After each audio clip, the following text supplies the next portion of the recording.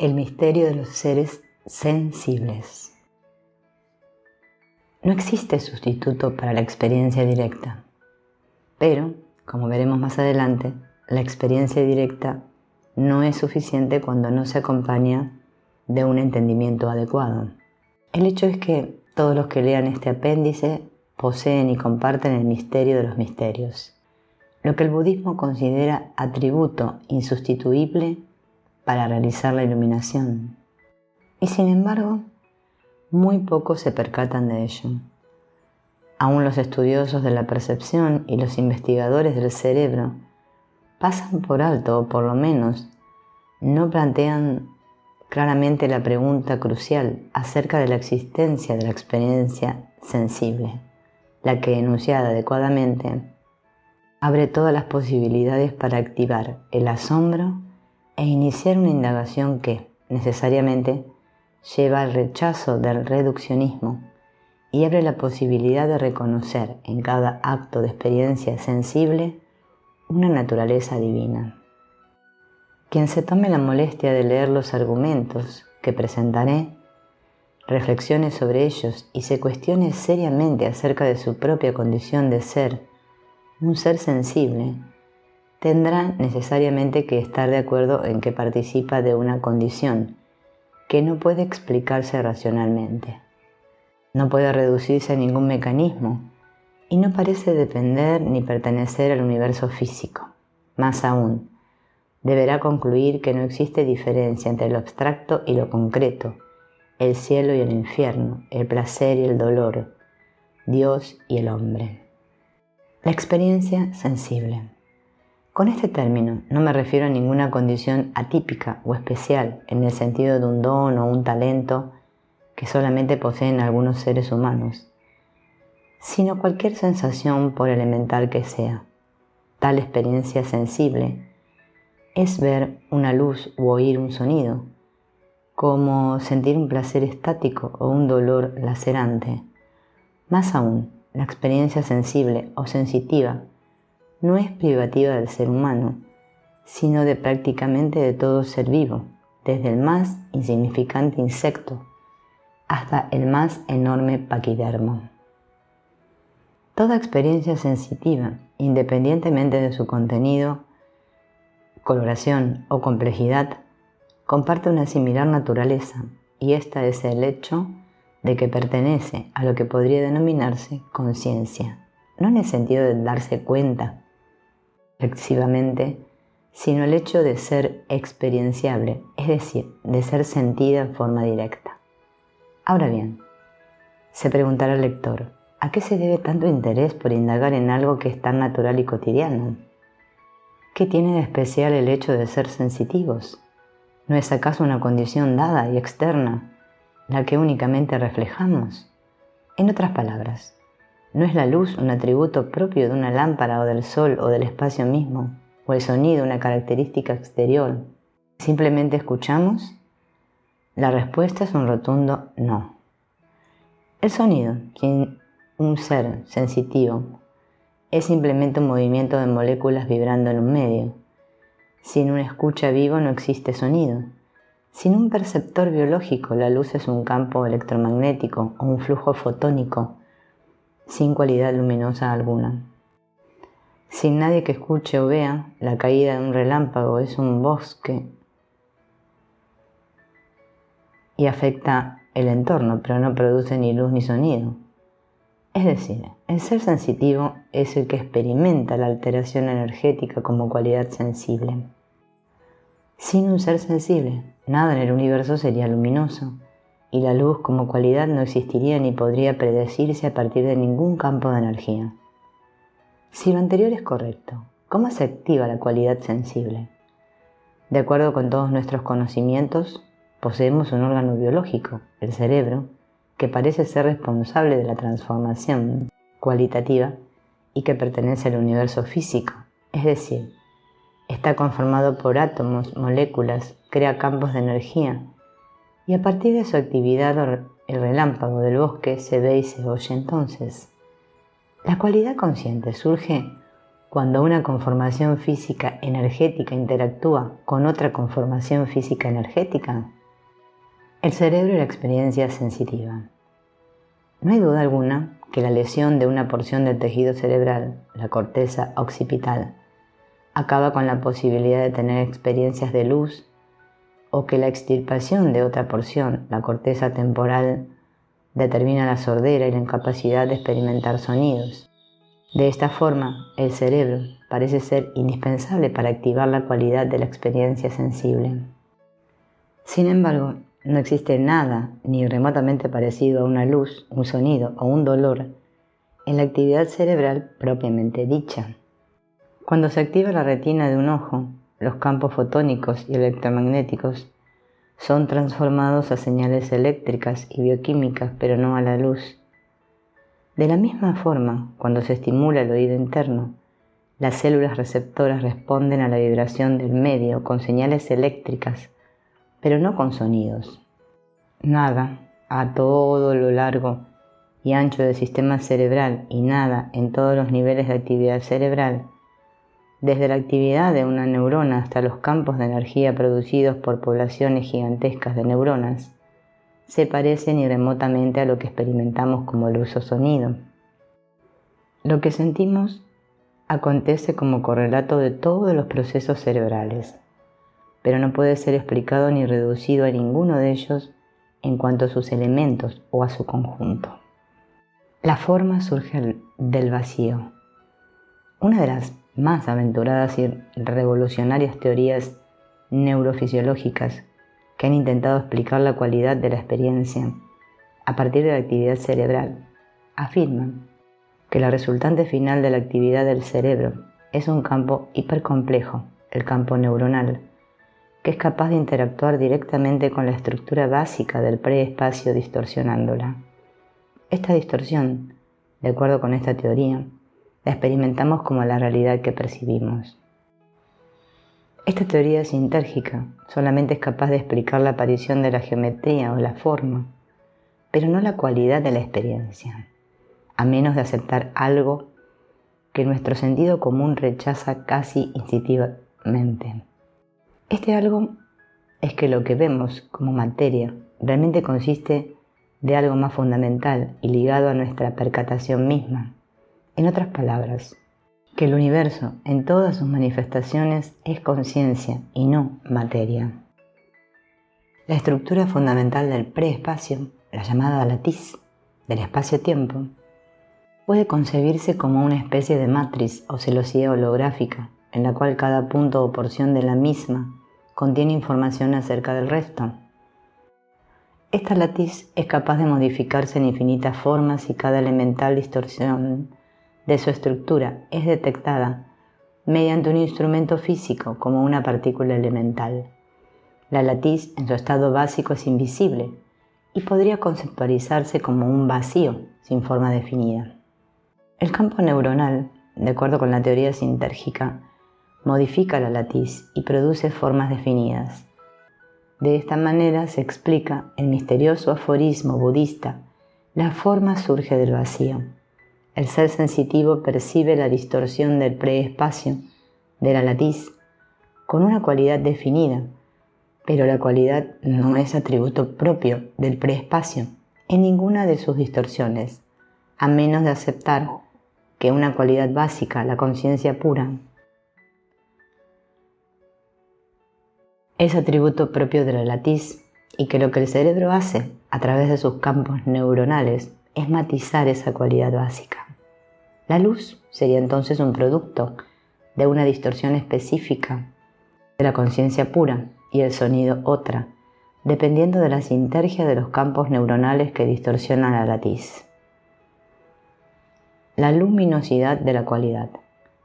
Dos son los atributos generales de cualquier experiencia sensitiva. El primero es la forma, que como ya vimos depende del vacío y surge como resultado de una distorsión del preespacio. La forma, aunque extraordinariamente compleja, no es misteriosa puesto que se mantiene en la misma dimensión que la latiz y es una de sus consecuencias.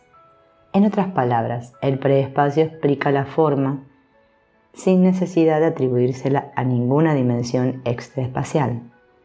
No así la luminosidad o lo que podría denominarse irradiación propia, es decir, la cualidad misma de la experiencia, la luz como luz en sí o el sonido como tal. Aquí existe algo que no pertenece al preespacio, ni a cualquiera de sus distorsiones, y que por lo tanto no puede explicarse mediante la latiz o acudiendo a la actividad cerebral considerándolas como materiales. Solamente un punto de vista idealista, que acepte que la materia es un epifenómeno y que lo que llamamos latiz es conciencia, puede explicar la cualidad. Esta conciencia no es pasiva ni vacía de energía.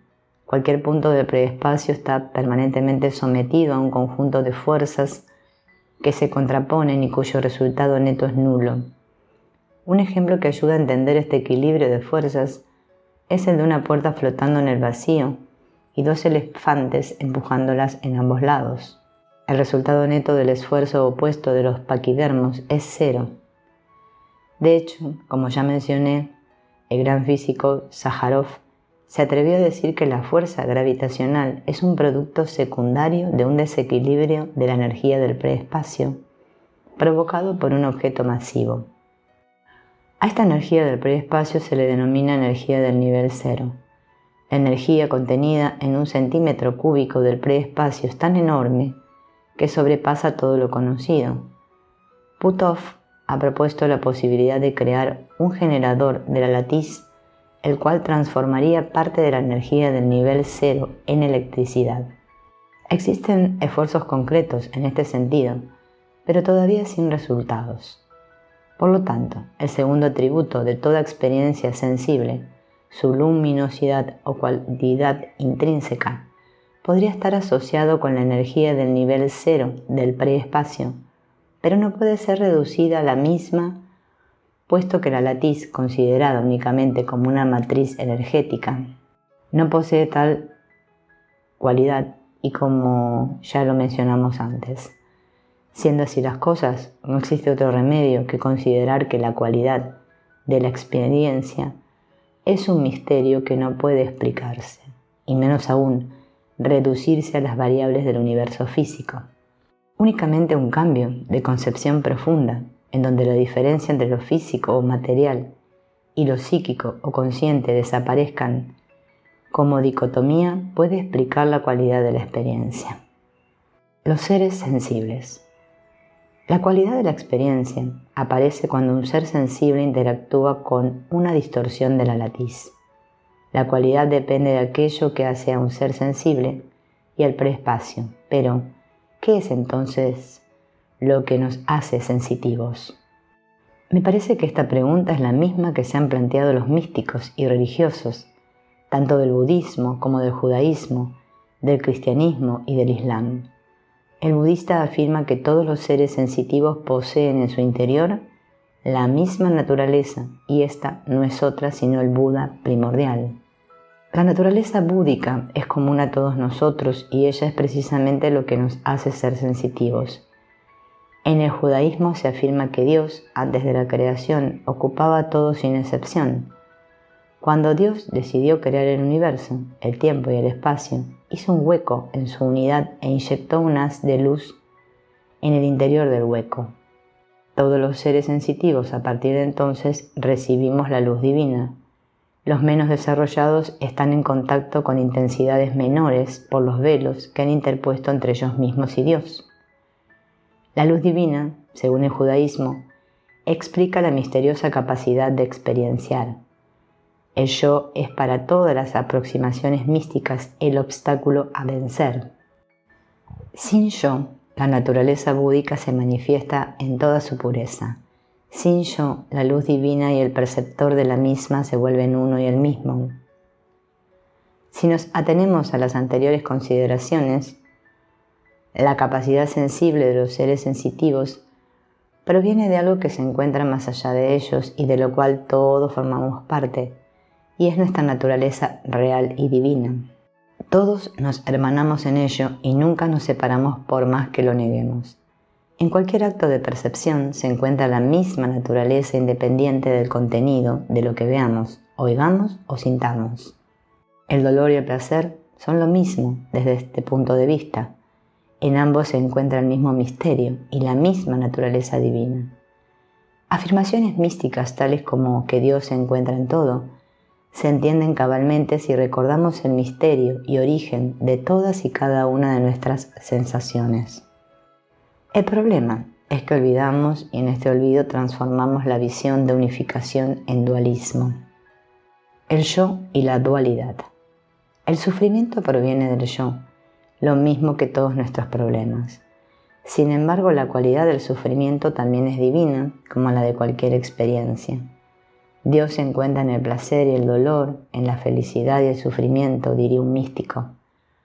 Retornar a Dios es olvidarse de uno mismo y verlo todo desde la perspectiva de la ausencia de separación entre el observado y el observador. El budismo tibetano afirma que todos los objetos de la percepción son un reflejo de la acción de la mente. Esta última se conceptualiza como el origen de los contenidos, pero no como ellos mismos. Un ejemplo que ayuda a entender esta visión es el de un espejo y sus reflexiones. Los objetos que vemos o los pensamientos que experimentamos son otras tantas reflexiones del espejo de la mente. La mente, como la superficie del espejo, no cambia con lo que refleja. El problema es identificarse con las reflexiones y pensar en ellas como absolutas. Lo paradójico es que tampoco el espejo es absoluto.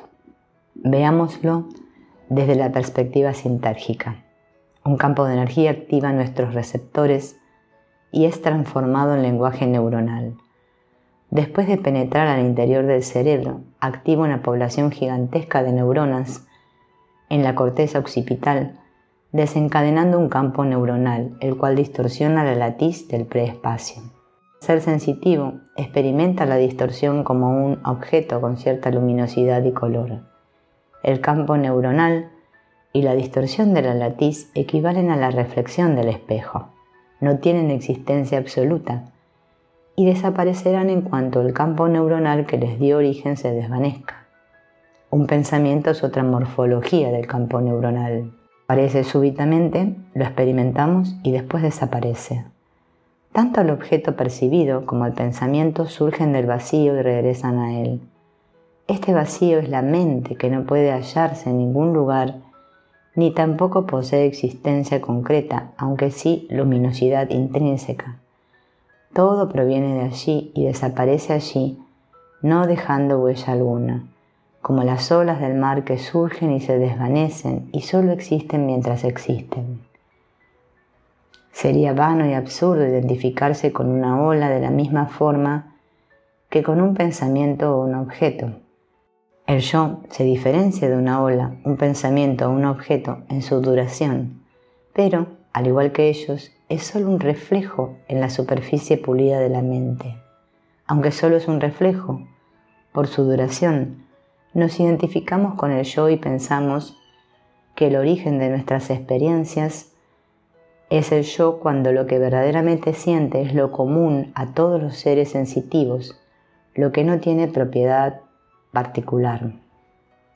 La fuente de todo sufrimiento es el yo, porque sin yo no hay nadie quien sufra y porque el yo es una interpretación falsa de lo que verdaderamente existe. La unidad. El universo sin yo es un universo no dual, pues no existe observador separado del observado. No existe quien observe ni nadie a quien adjudicarle lo visto. No existe la materia separada de la mente. En la no dualidad, la imagen se observa en la conciencia y el sonido se escucha a sí mismo. Un pensamiento en el universo no dual se irradia a partir de un vacío, posee existencia propia durante un tiempo y después desaparece en el vacío sin dejar huella alguna. El pensamiento no le acontece a nadie en particular, simplemente acontece. En un universo no dual todo es percibido como una emanación mágica, a la que no se le reconoce origen personalizado o propietario particular. Nada en un universo no dual puede perturbar porque no existe yo que defender o sostener. Todo en cambio es perfecto, una emanación mágica y preciosa, que al desvanecerse deja un vacío luminoso del cual más tarde surgirá otra emanación preciosa. Dios y el hombre son lo mismo en un universo no dual, lo mismo que lo abstracto y lo concreto, el cielo y el infierno, el placer y el dolor. La experiencia de un universo no dual es la única que posee autosuficiencia y recuerda la afirmación del misticismo cristiano: solo Dios basta. Puesto que el tiempo surge a partir de la dualidad y la separación entre objeto y sujeto, la experiencia no dual es atemporal. Alguien podría afirmar que la experiencia no dual es imposible de sostener en un mundo como el nuestro, en el cual se estimula la individualidad, el apego, la propiedad privada y la competencia. Un ser con una percepción no dual desaparecería destrozado por los engranajes de la sociedad capitalista, o se moriría de hambre por su incapacidad de defenderse frente a los gigantescos egos que acabarían por convertirlo en su esclavo, mientras él permanecería lavando las preciosas emanaciones provenientes del vacío, sin darse cuenta que surgen de los egos que lo rodean. Desgraciadamente, lo anterior tiene mucho de verdad. Ni las compañías transnacionales, los gobiernos nacionales o las escuelas a las que asisten nuestros hijos sostienen el pensamiento no dual. Al contrario, lo desacreditan si es que lo conocen. Aunque esa es nuestra naturaleza verdadera y lo único que vale la pena estimular, recordar y sostener, hemos creado un mundo ciego y sordo al reclamo fundamental que se encuentra en nuestra esencia.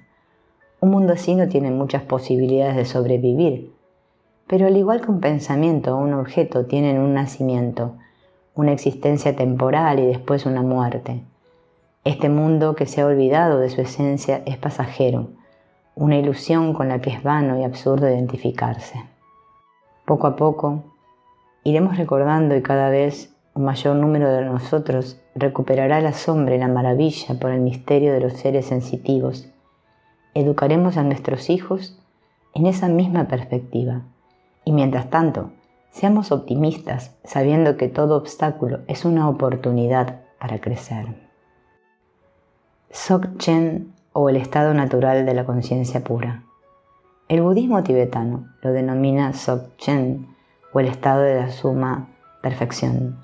Se le considera la más excelsa técnica de meditación, aunque como veremos más adelante, más que una técnica específica de meditación, Dzogchen es el estado meditativo natural, o como algunos maestros lo denominan, la no meditación. En su enseñanza clásica, Dzogchen se divide en 3 grandes capítulos: la perspectiva o punto de vista, la meditación y la acción. Precisamente esta será la secuencia que utilizaré para desarrollar el presente apéndice. 1. La perspectiva o punto de vista. Para un practicante de Dzogchen, entender varios postulados es esencial para garantizar su recuperación del estado natural, para liberarse de otras tantas ilusiones y para lograr un adecuado enfoque. Este entendimiento se conoce en Dzogchen como la perspectiva, el punto de vista o el enfoque correcto. Antes de presentar estos postulados, es necesario advertir que la práctica de Dzogchen solamente tiene éxito si previamente a su utilización el meditador ha logrado, mediante técnicas de concentración y de meditación introspectiva, un suficiente control de la mente dispersa y un conocimiento profundo acerca de su propia mente individual. Puesto que estas técnicas de meditación las he descrito en otros lugares, no me detendré aquí en su exploración. El primer postulado de la perspectiva o punto de vista es que todo lo que experimentamos es un producto de la propia mente. La realidad es interpretada por cada uno de nosotros dependiendo de nuestras memorias, hábitos del pasado e historia personal. No existe una realidad concreta ni objetos absolutos separados de nuestros procesos perceptuales.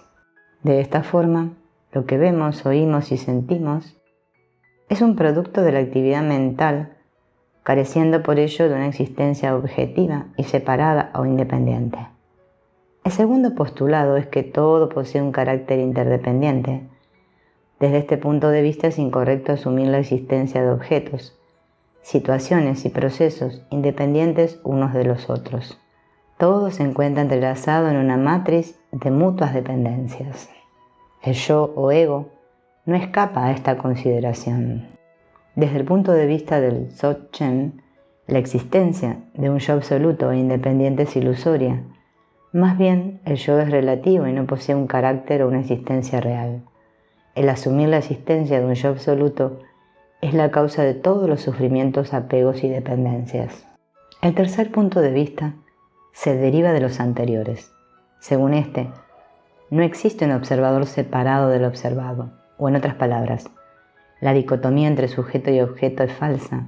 La ilusión de dualidad es la responsable del transcurrir temporal.